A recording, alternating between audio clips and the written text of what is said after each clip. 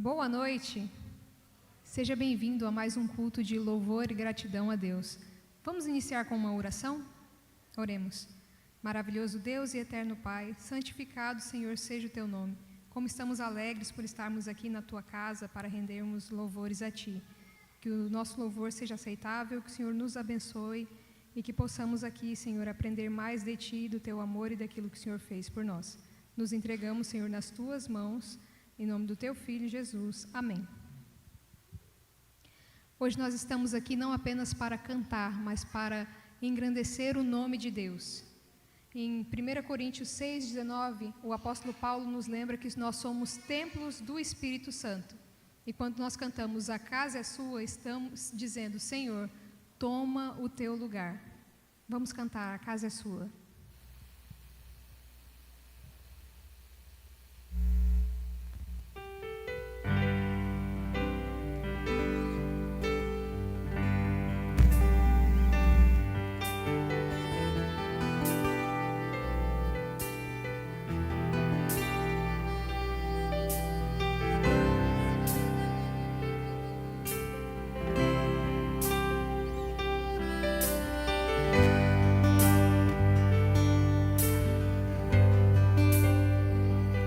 Você bem-vindo aqui, a casa é sua, pode entrar, me esvazio de mim, me esvazio de mim.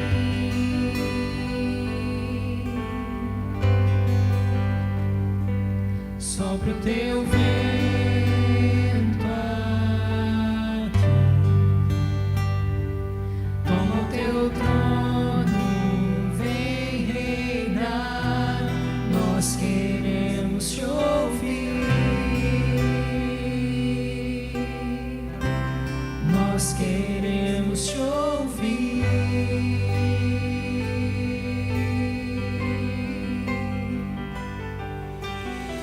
Essa casa é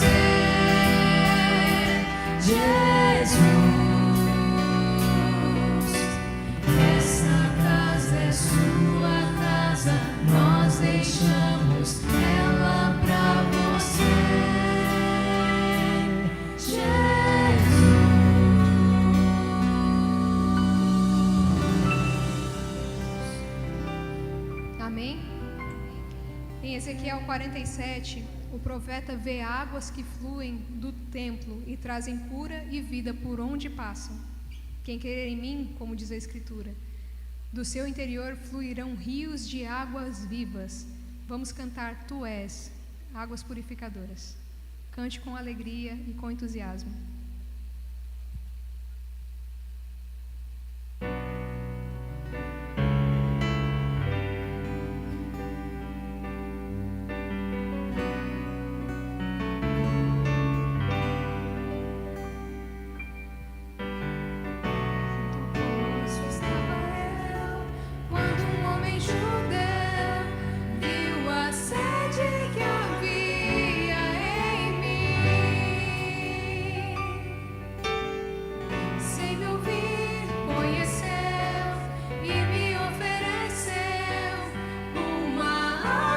Que jorra sem fim, dá-me de beber, pois tenho sede.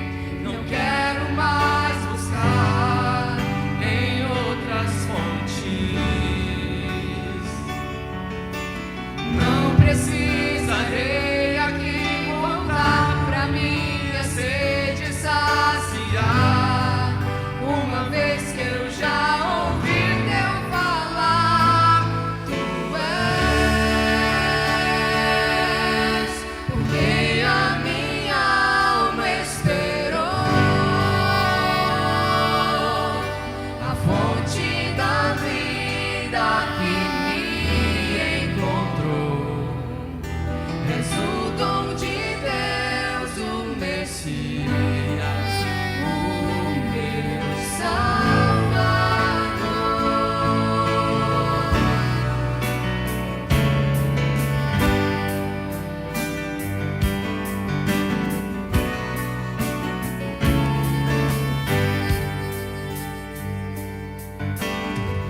junto ao poço estava eu, quando o homem judeu viu a sede que havia em mim. Sem me ouvir, conheceu e me ofereceu uma água que jorra sem fim. Dá-me de beber, pois tenho sede. Não quero mais buscar em outras fontes. Não precisarei aqui voltar pra minha sede saciar, uma vez que eu já ouvi teu falar. Tu és por quem a minha alma esperou, a fonte da vida que me encontrou. És o dom de Deus, o Messias, o meu Salvador. Tu és por quem a minha alma esperou, a fonte da vida que me encontrou. És o dom de Deus, o Messias, o meu Salvador. Quero beber do teu rio, Senhor. Sacia minha sede, lava o meu interior. Eu quero fluir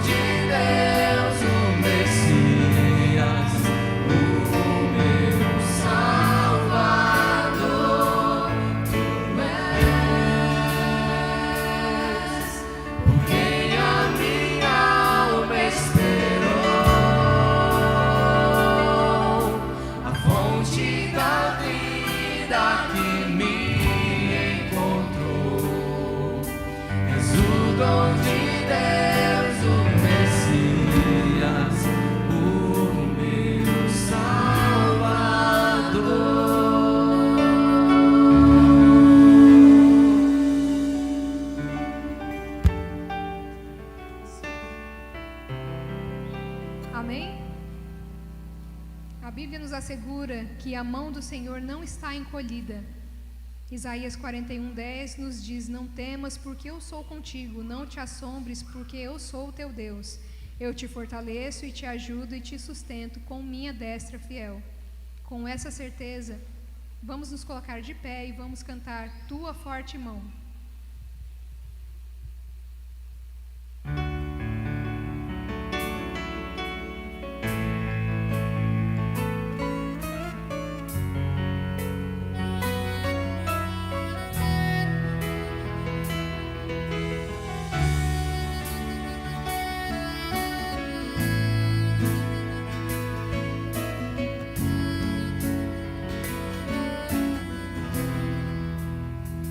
Se a minha alma teme o amanhã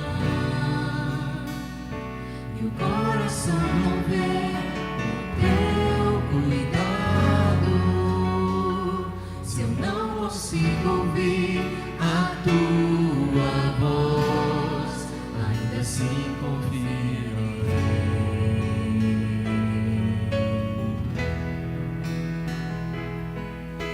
Eu sei que o teu Redentor vive, que se levantará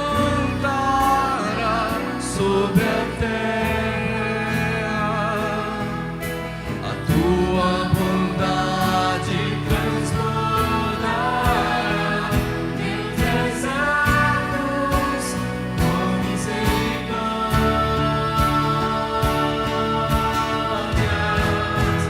Tua forte mão guarda os meus dias, mesmo sem te ver. Eu pertenço a ti, teu perdão me cura, Deus, tua cruz me limpa. Eu sei que não mereço mais, me amas com amor sem fim.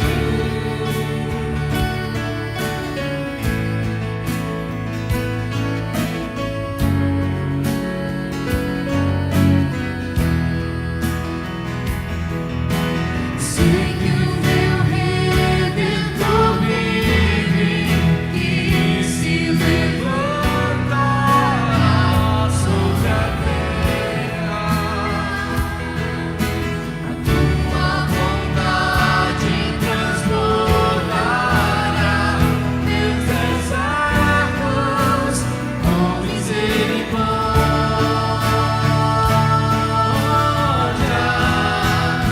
Tua forte mão guarda os meus dias, mesmo sem te ver.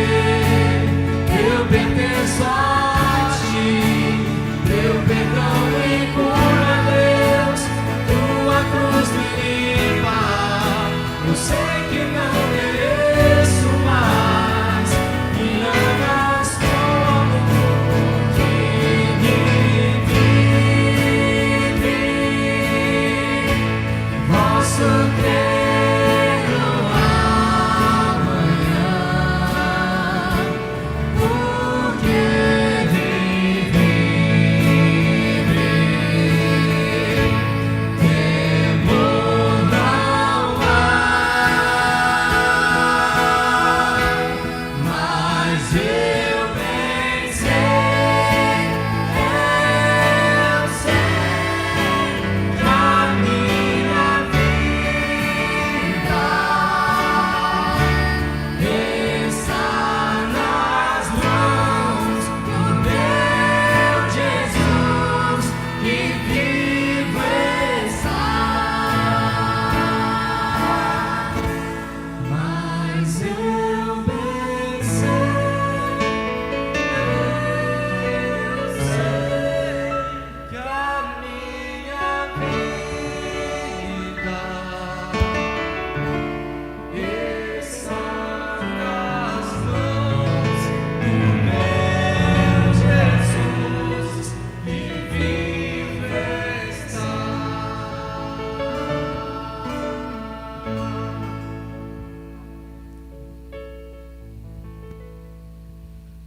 Vamos orar? Aqueles que puderem, Ajoelhe-se juntamente comigo para juntos buscarmos a Deus em oração. E você que está aí nos assistindo, adorando ao nosso Criador junto conosco, nos acompanhe também nessa oração.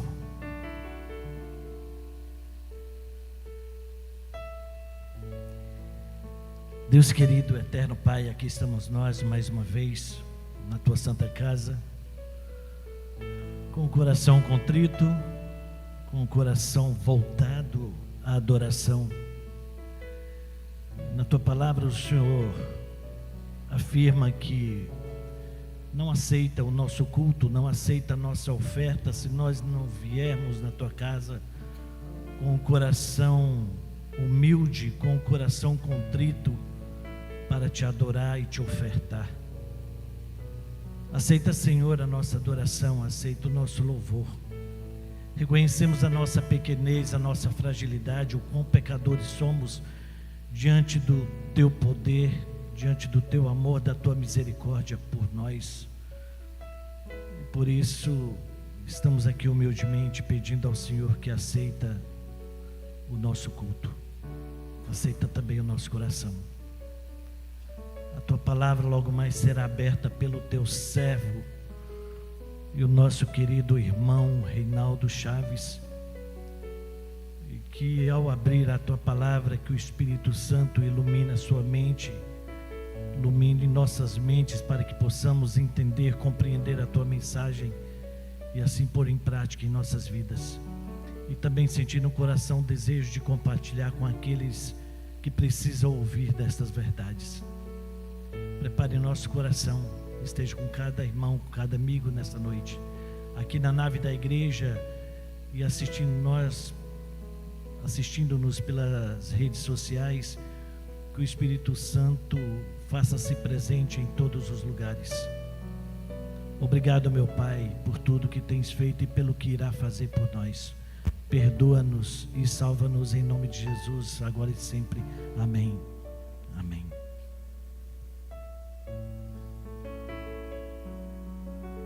Quantos anos você deve ter para poder convidar outras pessoas a seguirem a Jesus? Luca e seus pais vivem na Geórgia, um pequeno país que já fez parte da antiga União Soviética. O pai de Luca é pastor e um dia ele anunciou na igreja que realizaria algumas reuniões especiais para apresentar Jesus às pessoas. Ele encorajou todos a convidarem a mais alguém para as reuniões.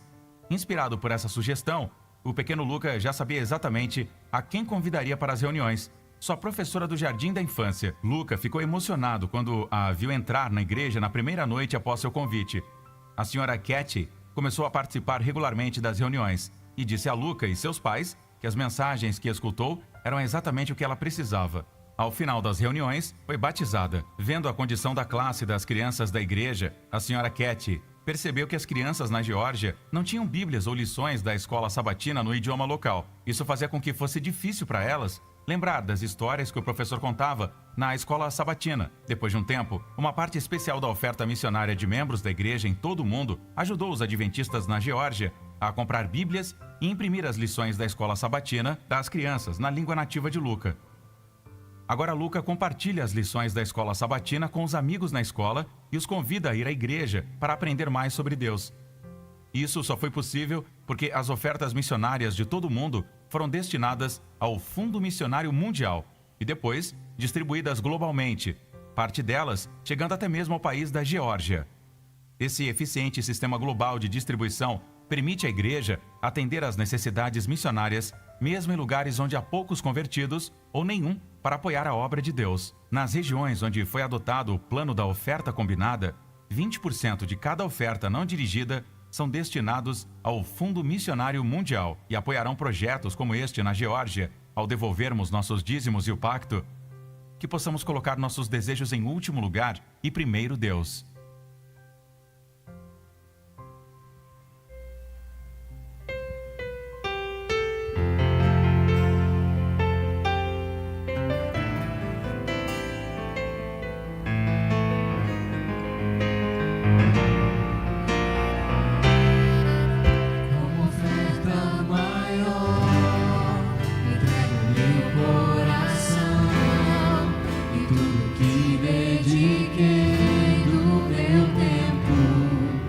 Tua casa te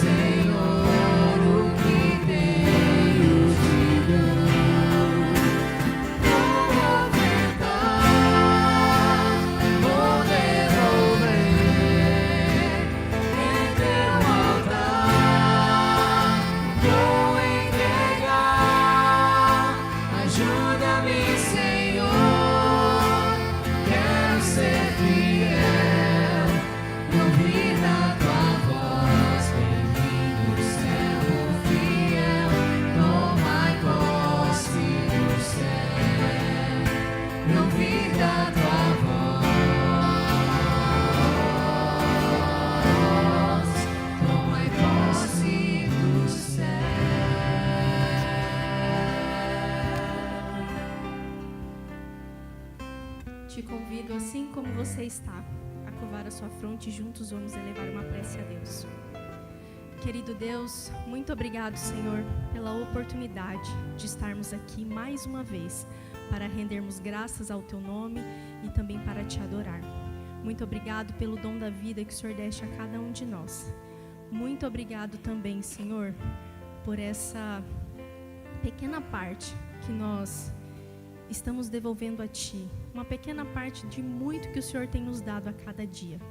Que esses dízimos e ofertas, eles possam ser usados para abreviar a Tua volta. Que o Senhor abençoe a cada doador.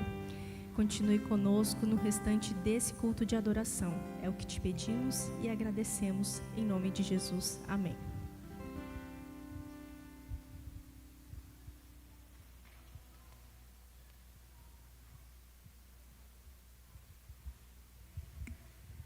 Boa noite, irmãos. Chegou o momento solene, momento de intercessão, onde que nós podemos trazer aqui os nossos agradecimentos, os nossos pedidos. Mas antes eu convido vocês a abrirem as suas Bíblias no livro de Isaías, capítulo 53. O Isaías 53, ele fala sobre o sofrimento de Jesus, que ele deu a sua preciosa vida, ele foi transpassado pelas nossas transgressões, moído pelas nossas iniquidades, e ao Senhor agradou moê-lo. Mas ele um dia vai ver o fruto do seu penoso trabalho e vai ficar feliz. E o verso 12 diz assim: por isso eu lhe darei muitos como a sua parte, e com os poderosos repartirá ele o despojo. Porquanto derramou a sua alma na morte, foi contado com os transgressores, contudo levou sobre si o pecado de muitos, e pelos transgressores intercedeu e intercede. Esse é o nosso Jesus. Ele está no santuário celestial intercedendo por cada um de nós e aceita os nossos louvores, os nossos agradecimentos e também atende aos nossos pedidos. Por isso, nesse momento, se você tem um agradecimento a fazer a Deus, se você tem um pedido de oração, venha até a frente e traga, sim, seu pedido perante o altar do Senhor. E nós estaremos intercedendo.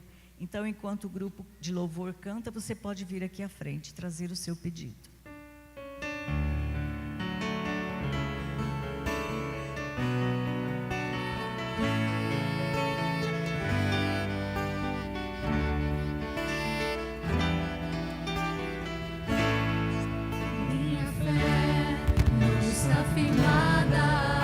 Coisas que podes fazer, eu aprendi a te adorar pelo que é.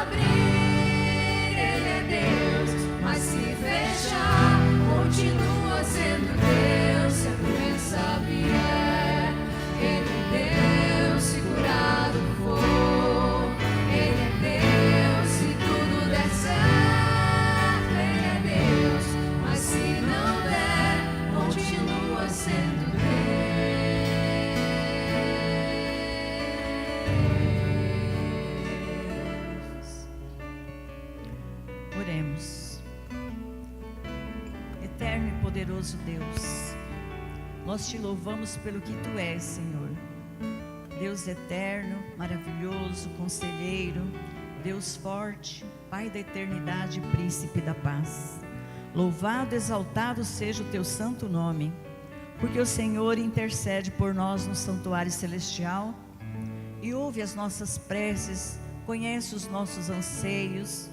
A tua igreja, teus filhos estão aqui, Senhor, cada um com a sua necessidade diferente, uma da outra, mas o Senhor conhece a cada um, conhece o anseio de cada coração, aquilo que vai mais no íntimo da alma, o Senhor conhece. Por isso entregamos a vida de cada um dos teus filhos neste momento nas tuas santas mãos, para que o Senhor ouça os pedidos, os anseios desses corações e atenda, Senhor, conforme a tua boa vontade, porque o Senhor sempre conhece o que é o melhor para nós. Por isso nós cremos, Senhor, que o Senhor sempre faz o melhor por nós. Ajuda-nos a vivermos aos teus pés, confessando, nos humilhando diante da tua presença, e assim, Senhor, recebendo o perdão cada dia e crendo na aceitação pelo sacrifício precioso que Jesus fez na cruz, onde nós podemos ser perdoados. Aumente a fé de cada um dos teus filhos. Durante essa semana possa ser uma semana de vitória para cada um. Que eles possam vencer suas fraquezas, seus defeitos de caráter, seus pecados, e estar humildes aos teus pés, recebendo de ti o poder do Espírito Santo. Venha, Senhor, sobre a vida de cada um com o seu poder. Abençoe com a tua mão poderosa. Nós entregamos cada um aos teus cuidados, em nome de Jesus. Amém. Amém.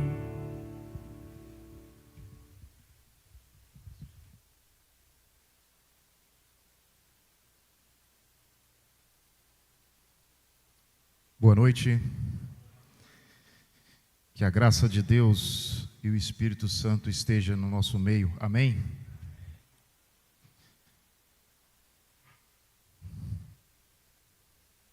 Você que está nos visitando, se por acaso você é a primeira vez que você vem à igreja, saiba que nós somos os teus irmãos. Nós devemos amá-lo, porque é certo que o amor de Cristo deve brotar em nosso coração, e nós nos sentimos muito felizes por você estar aqui. Se você já veio mais de uma vez, você já nos conhece, e nós temos certeza de que você está se sentindo bem em nosso meio. E é por esse motivo que nós viemos à casa de Deus. Nós somos igreja, eu e você. Eu sou uma igreja, você é uma igreja. Aqui é o templo. Aqui não é a igreja, aqui é o templo. Igreja sou eu e você. Aqui é o templo onde a igreja se reúne. É importante que você entenda isso. É importante que você entenda que lá na sua casa, quando você decidiu vir para cá, o Espírito Santo já estava agindo no teu coração para que você viesse aqui nessa noite. Então você faz parte do povo de Deus, porque o Espírito Santo, ele conversa conosco e nos faz ouvi-lo. Isso é bom. Vamos curvar a nossa fronte e orarmos só mais uma vez antes de começarmos, porque nós vamos abrir a palavra de Deus. Querido Deus, obrigado, Senhor, porque estamos na tua presença.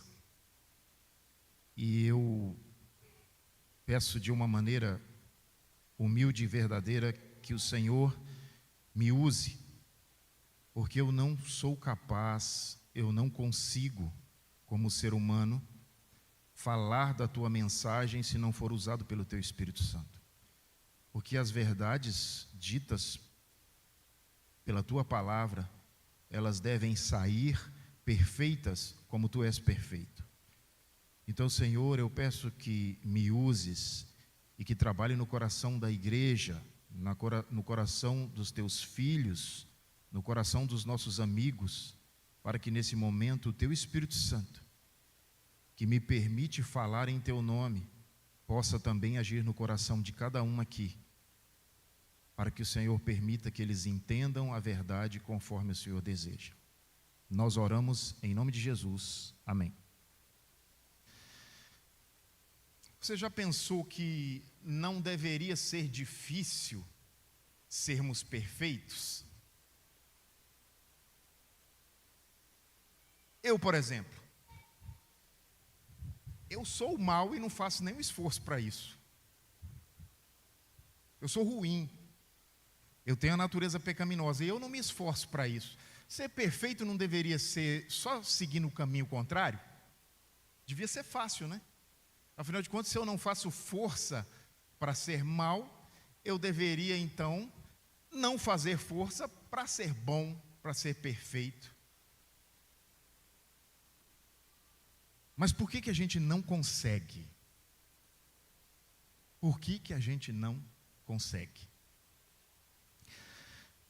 Vamos em Romanos, capítulo 3, verso 10. Vamos a algumas verdades que a palavra de Deus nos diz sobre a nossa condição e sobre por que você e eu não conseguimos ser perfeitos, ainda que queiramos por nós mesmos. Romanos capítulo 3, verso 10. Qual é a grande verdade que o apóstolo Paulo fala aí para todos nós? Vamos colocar assim, eu vou começar a frase e nós vamos ler depois.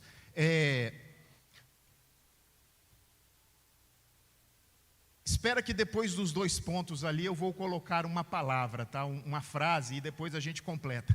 Como está escrito, na igreja ou no templo de Nova Brasília não há o quê? Não há justo. Há pelo menos um? Nenhum sequer. Não sou eu que estou dizendo, então eu não estou acusando a igreja. Nós estamos constatando pela palavra de Deus que não há um justo, nenhum sequer aqui. Mas então, peraí, para eu entender se não há um justo, eu tenho que entender o que é justiça. A justiça é uma pessoa. Ou melhor, a justiça, nesse contexto, é o ato de alguém sofrer a justa punição por algo que foi feito. Isso é justiça. Afinal de contas, o que a gente mais escuta na frente de delegacias, em manifestações, quando há algum crime de comoção nacional ou regional, é o quê? As pessoas dizer queremos justiça. Traduzindo, elas estão dizendo queremos punição para quem cometeu o grave erro. Justiça é isso. Se a Bíblia diz não há um justo, nenhum sequer, então está dizendo que não há nenhum que foi justiçado, não há nenhum que mereceu, que pagou pelo que fez. Afinal de contas, quando o condenado paga a sua pena, e toda ela, não é só na condicional, depois que termina a condicional, que passa tudo, que caduca a sua pena e ele não fez mais nada, então aquilo ali não existe mais. Ele foi justiçado, realmente ele pagou pelo que fez. Se não há um justo sequer, a Bíblia está constatando, o apóstolo Paulo está dizendo, que não há ninguém que mereça ser chamado de justificado. Mas a Bíblia não termina ali. Romanos 7, versículo 19, 20 e 21. Ainda estamos nesse processo, nessa construção de por que eu e você não conseguimos ser justos, ser perfeitos por nós mesmos. Como a gente não consegue, apesar de ser fácil ser mal, seguir o caminho contrário e ser fácil ser bom, não por nós mesmos. Então, Romanos capítulo 7, verso 19, 20 e 21, diz assim, ó, vamos esperar todos encontrarem. O apóstolo Paulo está vivendo uma situação difícil, ele constata na sua vida que as coisas boas que ele quer fazer, ele não consegue fazer. Lembra da pergunta? Por que a gente não consegue seguir o caminho contrário? A Bíblia nos dá a resposta. Porque não faço o bem que quero, mas o mal que não quero, esse faço. Verso 20. Ora, se eu faço o que não quero, já não sou eu quem o faz, e sim o pecado que habita em mim. Mas, se eu faço o que não quero, ele constata, já não sou eu quem o faz, e sim o pecado que habita em mim. A gente já respondeu a primeira pergunta. Por que nós não conseguimos ser justos ou perfeitos por nós mesmos? Porque o pecado, ele habita em nós. Verso 21. Ora, se eu faço o que não quero, verso 21, então o querer fazer o bem, já então está na lei em mim, que quando quero fazer o bem, encontro a lei de que o mal reside em mim. Então olha só, aqui na minha transcrição está, acho então esta lei em mim, que quando quero fazer o bem, o mal está comigo. E agora? Parece não haver solução. Parece que nós paramos por aí e não há solução. Mas não é assim que funciona com o amor de Deus em relação a nós. Ainda que nós queiramos fazer o mal, ainda que nós tenhamos propensão para o mal, querendo fazer o bem, como diz o apóstolo Paulo, isso é o que destruía mais ele, porque uma coisa é você querer fazer o mal e fazer.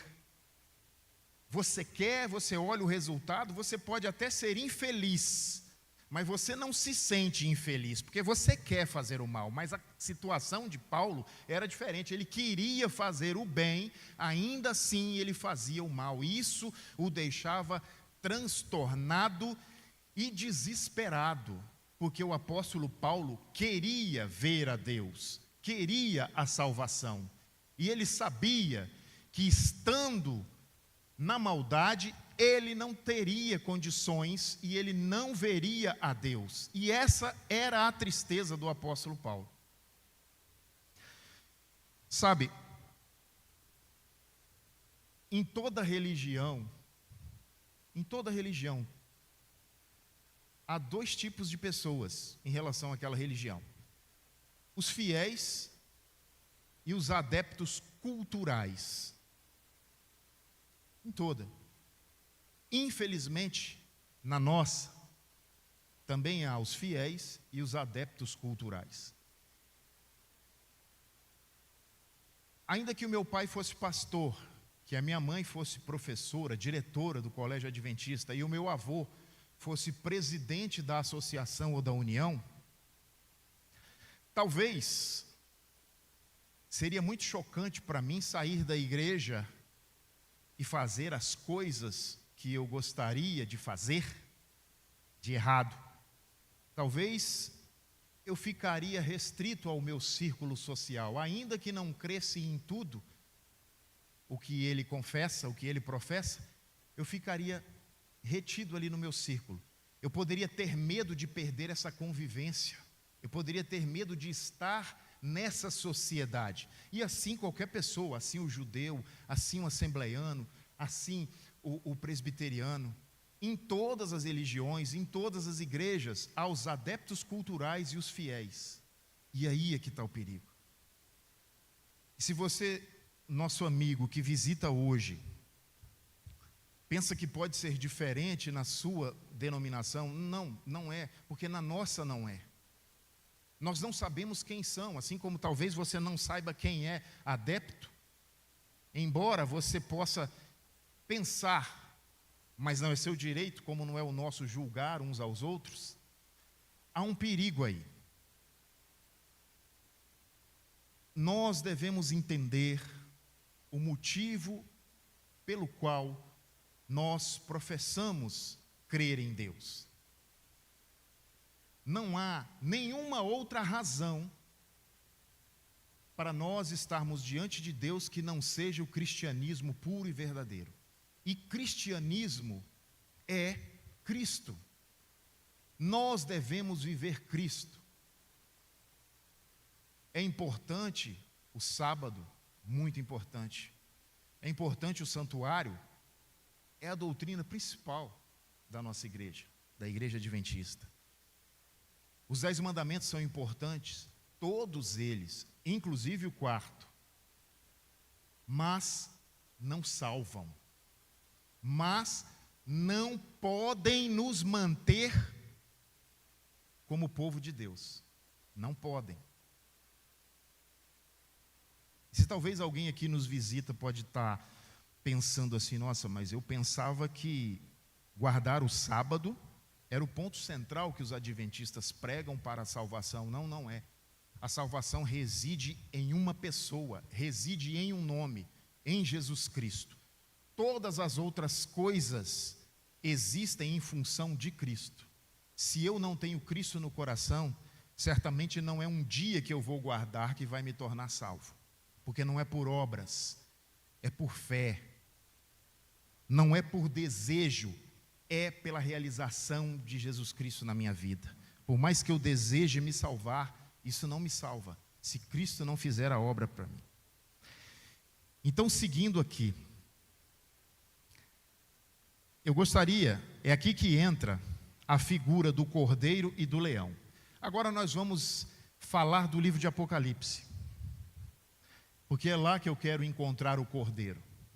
Eu já ouvi de uma pessoa que, certa vez, se dispôs a aprender da Bíblia conosco, e essa pessoa disse assim: eu estudo qualquer livro, mas por favor não vamos estudar Apocalipse porque eu tenho medo. É um livro cheio de monstros, cheio de bestas, cheio de maldições, de espíritos imundos. Sabia que o Apocalipse é cheio de esperança? O Apocalipse não é sobre bestas. Não. O Apocalipse não é sobre mulheres, não é sobre espíritos imundos, não é sobre flagelos. O Apocalipse é sobre o Cordeiro e os méritos que ele tem. Deveria ser a nossa esperança ao abrirmos o Apocalipse e descobrirmos que ali está o Cordeiro. Só que tem um detalhe, também tem o leão. Nós não podemos pregar ou viver ou crer no Cordeiro sem também olhar para o leão, porque ele está lá. Ambos são uma só pessoa. Ambos são a pessoa de Cristo. Olha o que Apocalipse diz lá no capítulo 1, verso 18. Jesus falando dele mesmo para o apóstolo João. Eu gostaria, vocês podem abrir a Bíblia no Apocalipse, capítulo 1, verso 18. Eu vou abrir aqui no capítulo 1, mas eu vou abrir no verso 1. Vocês já sigam para o verso 18. É preciso que a gente leia o verso 1 para que a gente entenda o contexto de quem está falando ali. Apocalipse 1, verso 18, toda a igreja, e eu vou ler o Apocalipse 1, verso 1. Diz assim, ó: revelação de Jesus Cristo, a revelação é de Jesus Cristo, que Deus deu, ou lhe deu, para mostrar aos seus servos as coisas que em breve devem acontecer, e que ele, enviando por intermédio do seu anjo, notificou ao seu servo João. Então a revelação era direta de Jesus Cristo. Então no capítulo 18 nós vamos ver o próprio Jesus Cristo falando com João. E o que ele diz?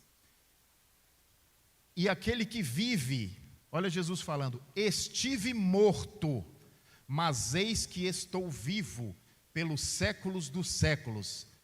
Esse ser é eterno, ele está vivo pelos séculos dos séculos. Eu diria mais: eterno, imortal, imutável, onisciente, onipotente e onipresente. É o próprio Deus na pessoa de Jesus, e tem as chaves da morte e do inferno. Por que Jesus tem as chaves da morte e do inferno? Justamente porque ele esteve morto, mas agora está vivo.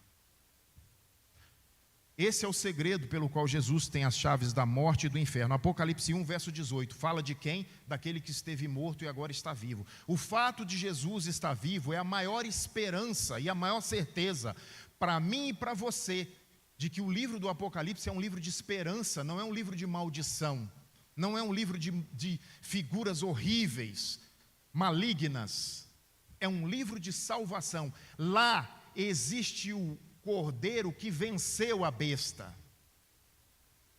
A besta está lá só para ser citada, só para ser dito que ela foi derrotada. Ou será? Já foi, na verdade, só está esperando a sentença. O que mais?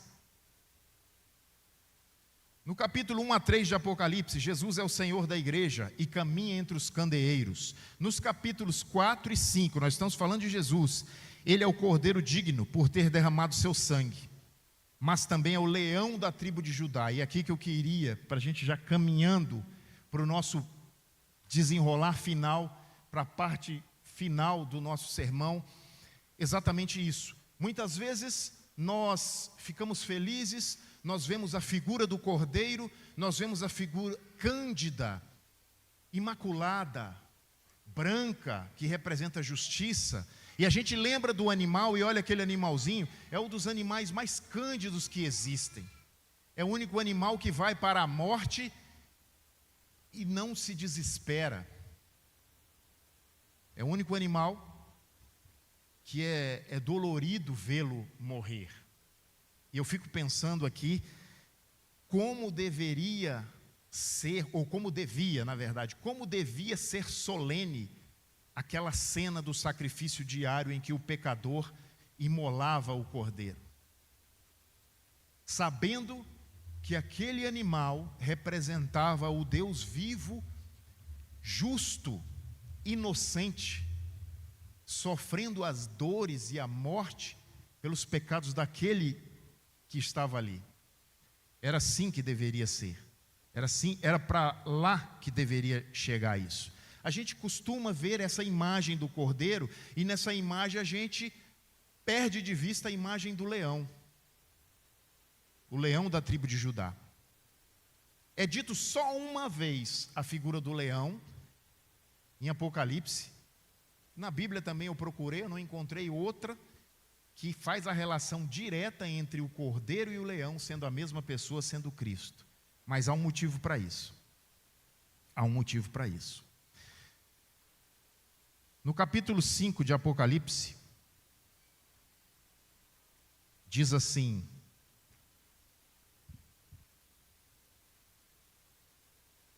capítulo 5, verso 12 e 13. Vamos apenas ler o 12. Só o aspecto do 12 agora.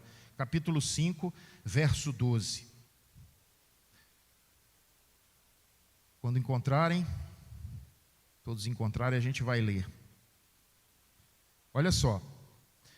Proclamando em grande voz. Quem está proclamando em grande voz?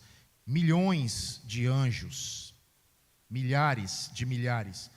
Digno é o Cordeiro, que foi morto, de receber o poder e riqueza e sabedoria e força e honra e glória e louvor. O Cordeiro é digno justamente porque ele foi morto e foi morto sem pecado.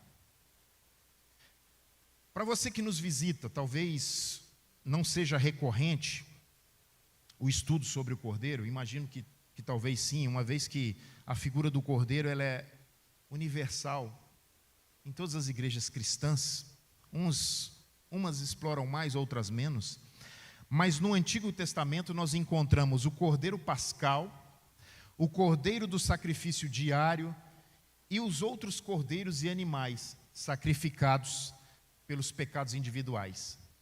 O Cordeiro Pascal ele foi sacrificado lá em Êxodo. No livro de Êxodo, Deus ele chama Moisés para liderar o povo e libertar o povo de Deus, o seu povo, o povo hebreu, os filhos das 12 tribos de José, de Benjamim, de Judá, de todos, consequentemente filhos de Jacó, filhos de Isaac, filhos de Abraão, que foi o herdeiro da promessa. Deus chama Moisés para liderar essas pessoas para tirar do Egito. Vem 9 pragas, Deus envia 9 pragas, e das 9 pragas, elas não foram suficientes para que o faraó, ele se arrependesse ou mudasse o coração e fizesse com que aquelas pessoas, elas fossem libertas. Então Deus diz o seguinte, ele proclama que um cordeiro deveria ser morto por família. Se o cordeiro fosse muito para uma família, que se juntasse mais de uma família e que comesse o cordeiro, ele fosse sacrificado, o sangue do cordeiro passasse no umbral da porta como sinal de que ali morreu um cordeiro para a libertação daquele povo. Depois eles descobririam isso na festa da Páscoa, que Deus proclama que deveria ser celebrada todos os anos. Quem não sacrificasse o cordeiro, o primogênito daquela família morreria. Não só o primogênito ser humano, o primogênito dos animais também morreria. Esse foi o primeiro, o cordeiro pascal, que tinha o objetivo, claro, de apontar já para Cristo como o libertador do Egito, que simboliza pecado. Hoje, nós somos libertos do pecado, do Egito espiritual, que é o pecado, justamente pelo sacrifício do cordeiro verdadeiro. Aquele cordeiro era um símbolo. Deus não ordenou que ele fosse morto porque Deus não gosta de ovelhas, porque Deus não gosta dos animais. Tinha um objetivo claro de ensinar as pessoas a dependerem de Deus para serem salvas, para serem libertas. Tinha o objetivo claro para que as pessoas entendessem, compreendessem que não era nos méritos delas, não era por, naquele caso ali, não era por guerra, não era por revolução. Na verdade, aquele povo era um povo fraco militarmente, e eu tenho certeza pelo que eles fizeram no deserto, fraco inclusive espiritualmente. Mais um aspecto do amor maravilhoso e incondicional de Deus. Se Deus esperasse que o povo de Israel estivesse espiritualmente preparado para salvá-lo, todos estariam lá até hoje. O que isso diz para nós? Deus não espera você estar pronto para ser salvo, Ele te busca onde você está. E se aí, no lugar onde você está ouvindo a voz de Deus falar contigo, não demore, porque Ele está te dando mais uma chance, assim como foi lá no Egito. Mas não tinha só esse cordeiro. Depois disso, Deus chama Moisés, Deus fala para Moisés, eu vou fazer um santuário, eu tenho um santuário no céu, você vai construir um aqui do jeito que eu te instruir. Vai ser um modelo idêntico, numa escala menor. Para quê? Para que eu possa habitar no meio do meu povo. Deus queria ser íntimo do seu povo, ainda que pecador, ainda que cheio de erros, ainda que caindo, ainda que forçando a paciência de Moisés, fazendo Moisés cansar, Moisés ficar esgotado, mas ainda assim, Deus quis habitar no meio do seu povo. Então Deus diz, agora, nesse santuário, vai ser estipulado um sacrifício diário.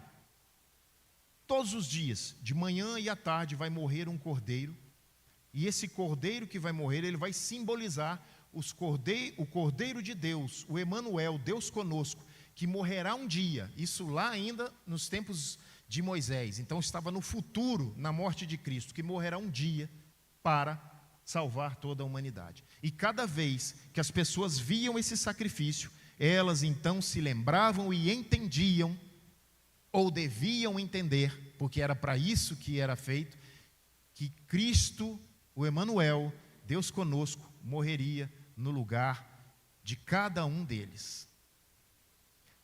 E tinha os sacrifícios individuais pelos pecados, que podia ser cordeiro ou qualquer outro animal, dependendo da condição financeira. Deus era tão preocupado que ainda o símbolo perfeito fosse o cordeiro. Deus admitia que as pessoas mais pobres, de menos condição social, pudesse ter um animal para oferecer em sacrifício pela fé em favor do seu pecado. Eu digo pela fé porque o sangue de cordeiro e de bodes não reme pecado.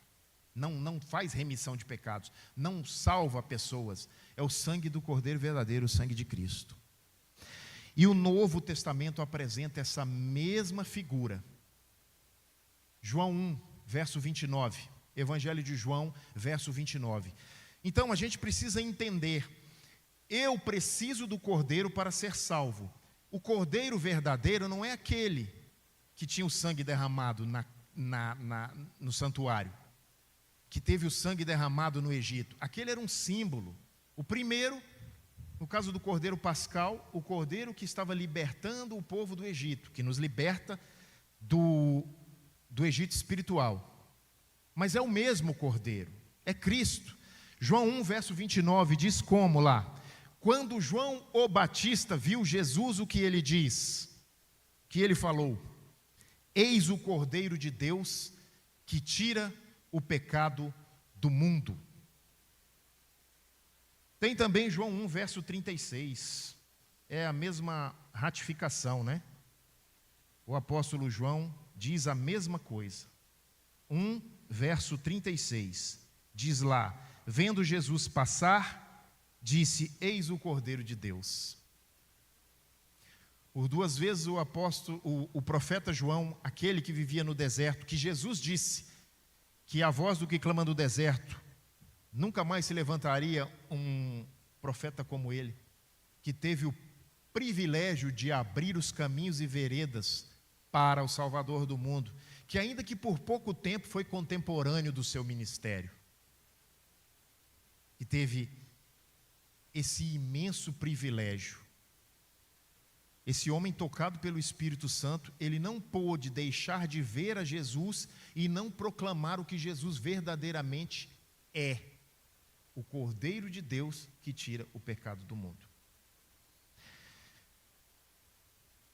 Temos uma outra passagem, lá em 1 Pedro.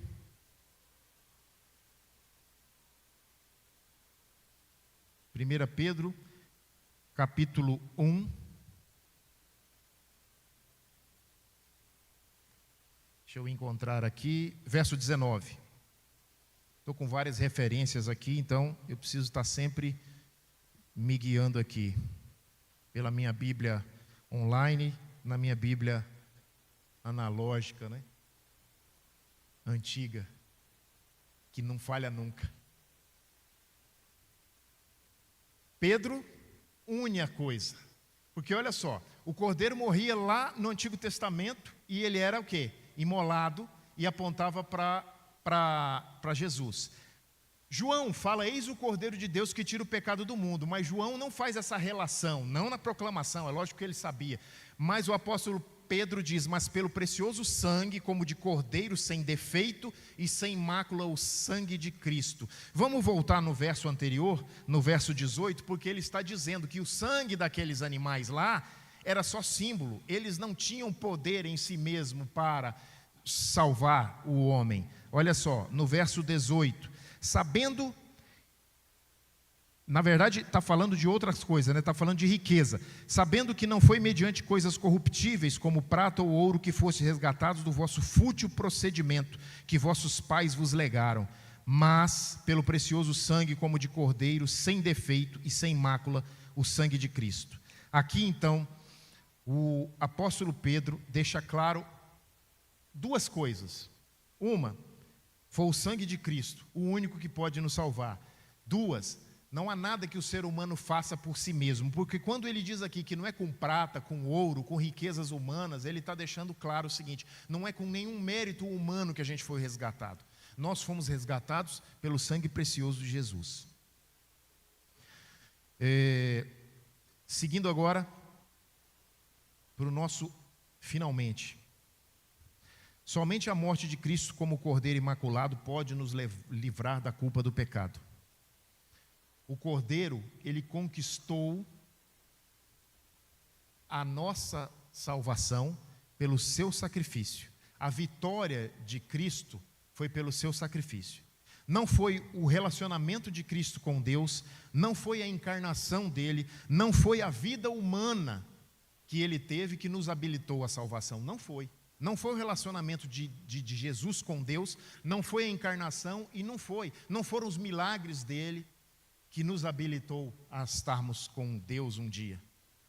Foi a sua morte. Se Jesus tivesse vindo, se relacionado perfeitamente com Deus como foi, sem pecado algum, tivesse vivido aqui uma vida irrepreensível, curado muitos e subido ao céu, de nada serviria para mim e para você. Só tem valor porque Cristo morreu na cruz e porque essa morte foi no seu e no meu lugar. Aqui a gente está fechando, aqui a gente está entendendo por que eu e você, mesmo querendo ser perfeitos por nós mesmos, não conseguimos, porque a perfeição é uma pessoa, a perfeição é contemplar a Jesus. Nós aprendemos na escola sabatina que estudamos a semana passada e recapitulamos ontem, que é pelo contemplar do caráter de Cristo que a gente é transformado. Então, se eu e você não nos relacionamos com Jesus, fatalmente nós vamos morrendo, até ficarmos, como eu disse aqui, meros adeptos culturais. Então, se nós estamos nos tornando adeptos culturais, voltemos ao relacionamento com Deus, principalmente na pessoa de Jesus, porque é pelo contemplar. A adoração, ela tem a ver com isso. Deus nos chama a adorá-lo, não porque Ele é arbitrário e porque Ele é egoísta, boçal e narcisista. Não. Deus nos chama a adorar porque Ele sabe que eu e você tendemos a nos tornar aquilo que adoramos. E como Ele sabe que o único perfeito, o único irrepreensível e capaz de nutrir-nos é Ele, Ele nos chama a adorá-lo. Porque quando nós o adoramos, nós, dia a dia, passo a passo, vamos nos tornando semelhantes a Ele. Então, eu só quero fechar agora fazendo a relação. É muito bom o cordeiro, aprendemos muito sobre ele. Mas não nos esqueçamos da figura do leão. A figura do leão pode parecer algo que a gente não queira, mas também é esperança. Porque se o cordeiro traz salvação, o leão traz justiça. Não há salvação sem justiça. Jesus morreu na cruz justamente porque deveria haver justiça. Se não precisasse haver justiça, Jesus não teria necessidade de morrer na cruz. Ele morreu na cruz porque tinha que haver justiça. Então, se temos um cordeiro, devemos também ter um leão. E temos. Nós temos um leão. E a relação entre Jesus e o leão, entre o cordeiro, na verdade, e o leão, ela é violenta.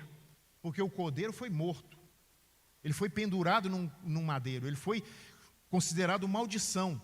Porque a Bíblia diz que maldito é todo homem que for pendurado no madeiro. Jesus foi considerado maldição, foi açoitado, foi crucificado, teve as suas mãos e pés pregados, o sangue derramou, era uma morte terrível. A relação entre cordeiro e leão é violenta, porque o cordeiro morreu de uma forma violenta. E o leão é o quê? O leão é um animal carinhoso?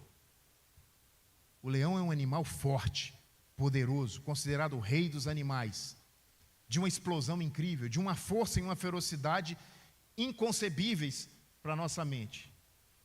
Mas esse leão é o leão que venceu.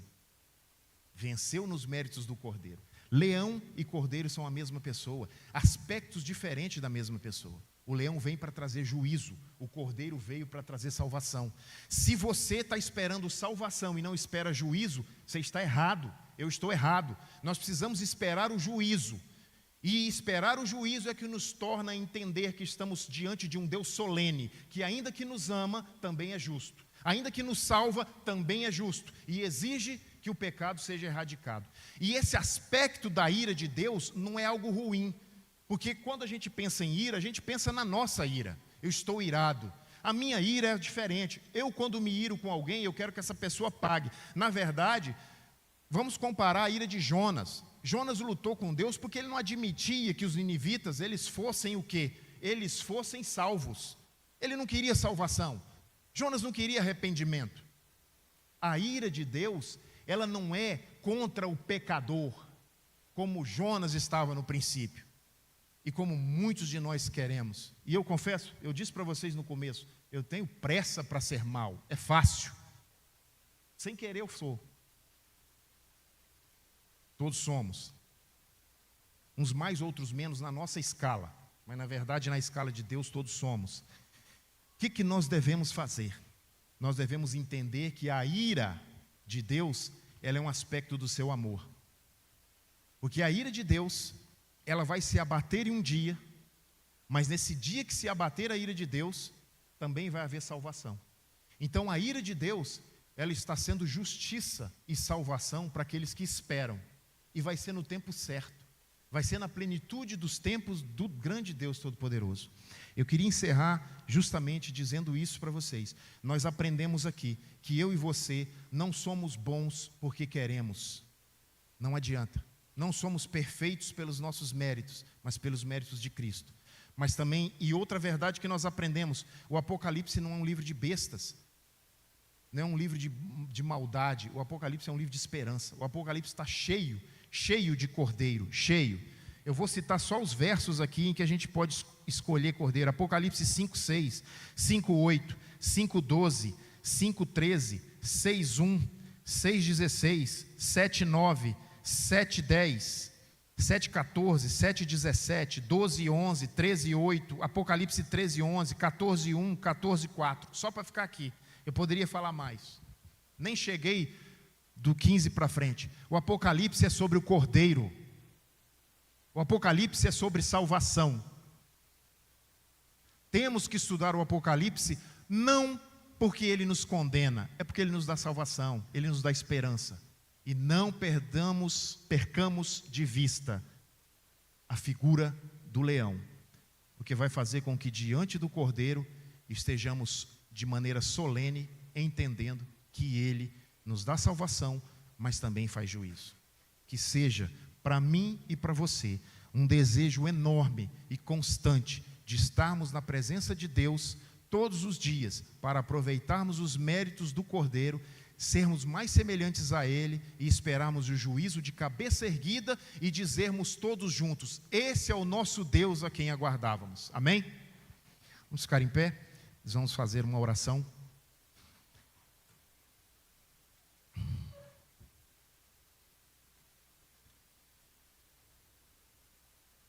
Grandioso Deus Todo-Poderoso, estivemos na Tua presença aqui como igreja, abrindo a Tua palavra e estudando.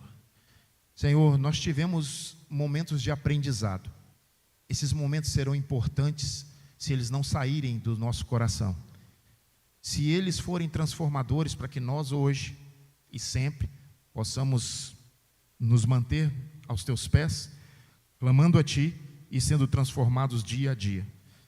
Portanto, Senhor, despeça-nos para os nossos lares, na graça de Cristo, no perdão dos nossos pecados e na companhia do Teu Espírito Santo no coração e os Teus anjos nos protegendo.